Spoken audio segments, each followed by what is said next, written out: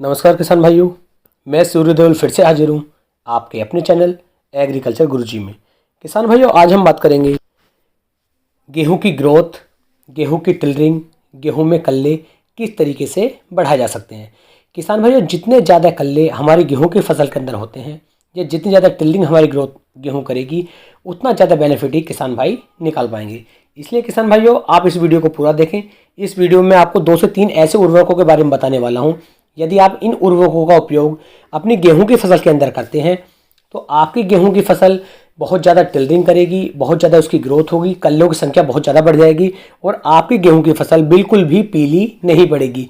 क्योंकि किसान भाइयों को बहुत ज़्यादा समस्या आती है कि उनकी गेहूँ पीली पड़ रही है, उठान अच्छा नहीं है, गेहूँ जो है अच्छी ग्रोथ नहीं कर पा रही है, टिलरिंग ज़्यादा नहीं हो पा रही है। इस तरह की दिक्कतें किसान भाइयों को बहुत ज़्यादा आती हैं। इसलिए किसान भाइयों, मैं ये वीडियो बना रहा हूँ।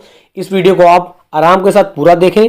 यदि आप वीडियो के अनुसार चलते हैं तो मैं जिम्मेदारी के साथ कह सकता हूं कि आपको बहुत ही अच्छा बेनिफिट अपनी गेहूं की फसल से मिल सकता है। तो किसान भाइयों, वीडियो शुरू करने से पहले मैं चाहूँगा, यदि आपने मेरे चैनल को सब्सक्राइब नहीं किया है तो प्लीज़ प्लीज़ प्लीज़ चैनल को सब्सक्राइब कर लीजिए और पास वाले बेल आइकन को दबा लीजिए, जिससे कि मेरी वीडियो की नोटिफिकेशन आपको जल्द से जल्द मिलती रहे। शुरू करते हैं आज का अपना टॉपिक कि गेहूं की फसल की ग्रोथ, टिलरिंग और कल्लों की संख्या को हम किस तरीके से बढ़ा सकते हैं।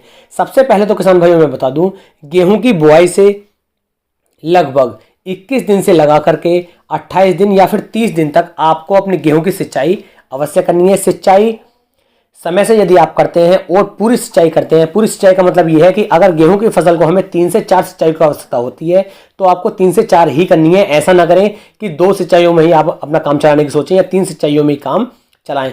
और पहला जो पानी है ये यदि हम समय से लगा देते हैं तो हमारी जो गेहूं की फसल के अंदर हमने बुआई के समय जितने भी उर्वरक या जितने भी खाद गेहूं की बुआई के समय डाले थे वह अपना अपना काम करना शुरू कर देते हैं और अच्छी तरीके से हमारी गेहूं जो है ग्रोथ करती है, उसके अंदर टिलरिंग होती है, उसके अंदर कल्ले बन जाते हैं। तो सबसे पहले तो आपको सिंचाई करनी है। 21 दिन से लगा करके 28 दिन तक आपको अपने गेहूं की सिंचाई जरूर कर देनी है। सिंचाई करने के लगभग किसान भाइयों 4 से 5 दिन के बाद आपको अपनी गेहूं की फसल के अंदर कुछ उर्वरकों का उपयोग करना है। यदि इन उर्वरकों की सही मात्रा आप अपनी गेहूं की फसल के अंदर लगा देते हैं तो आपकी गेहूं की जो ओवरऑल ग्रोथ रहेगी वह बहुत ही अच्छी रहेगी। इसके अंदर आपको 3 उर्वरकों की मात्रा डालनी होगी। इन तीनों उर्वरकों की मात्रा मैं आपको बताने वाला हूं, इन्हें आप नोट कर लीजिए। तो सबसे पहले तो किसान भाइयों आपको डालना है CMS कंपनी का आयुष्मान गोल्ड। तो CMS कंपनी के बारे में आपको पहले भी 1-2 वीडियो में बता चुका हूं। इसके अंदर किसान भाइयों जितने भी पोषक तत्व हमारी गेहूं की फसल के अंदर हमें आवश्यकता होती है वह लगभग सभी इसके अंदर सही मात्रा में पाए गए हैं। तो CMS गोल्ड आपको डालना है। इसकी मात्रा किसान भाइयों लगभग 10 किलोग्राम प्रति एकड़ के हिसाब से आपको इसकी मात्रा लेनी है। किसान भाइयों, इसका नाम ये आयुष्मान कंपनी का आता है CMS गोल्ड। इसके अंदर 5 से 6 तत्व दिए गए हैं। इनकी भरपूर मात्रा आपकी गेहूं की फसल के लिए काफ़ी है। तो 10 किलोग्राम आपको लेना है CMS गोल्ड। इसके साथ साथ किसान भाइयों आपको लगभग 40 से लेकर 45 किलोग्राम यूरिया की आवश्यकता पड़ेगी।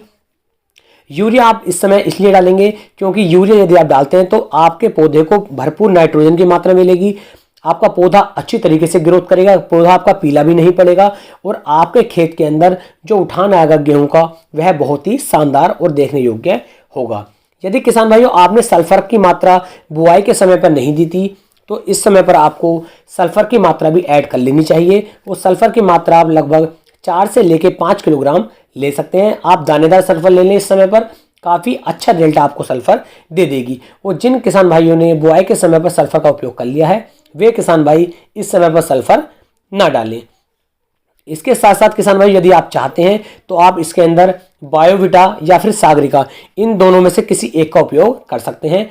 और यदि आप ना चाहें तो ये 3 तत्व मैंने आपको बताए हैं, आयुष्मान कंपनी का CMS गोल्ड, यूरिया और सल्फर। यदि आप इन तीनों को भी डाल देते हैं और उसके बाद आप लगभग 10 से 12 दिन के बाद जब आप अपनी गेहूं की फसल को देखेंगे तो आपकी गेहूं की फसल की ग्रोथ इतनी शानदार, इतनी अच्छी दिखाई देगी कि आपको वाकई में लगेगा कि हाँ, आपकी गेहूं का जो उत्पादन है वह आने वाले समय में बहुत ही शानदार हो सकता है। क्योंकि किसान भाई CMS गोल्ड जो है इसके अंदर जितने भी तत्व दिए गए हैं ये भरपूर मात्रा में है, जो हमारी गेहूं की फसल की ओवरऑल जो क्षमता होती है, जो ओवरऑल गुणवत्ता होती है उसे ये सुधार सकते हैं और आपकी मिट्टी के अंदर जो ताकत है मिट्टी की ताकत को बढ़ा सकते हैं और आपकी गेहूं की फसल में ये पूरी ताकत लगवाने के काम करता है। तो किसान भाइयों, उम्मीद है आपको मेरी जानकारी काफ़ी पसंद आई होगी। तो किसान भाइयों, फिर मिलेंगे एक नई वीडियो में एक नई जानकारी के साथ।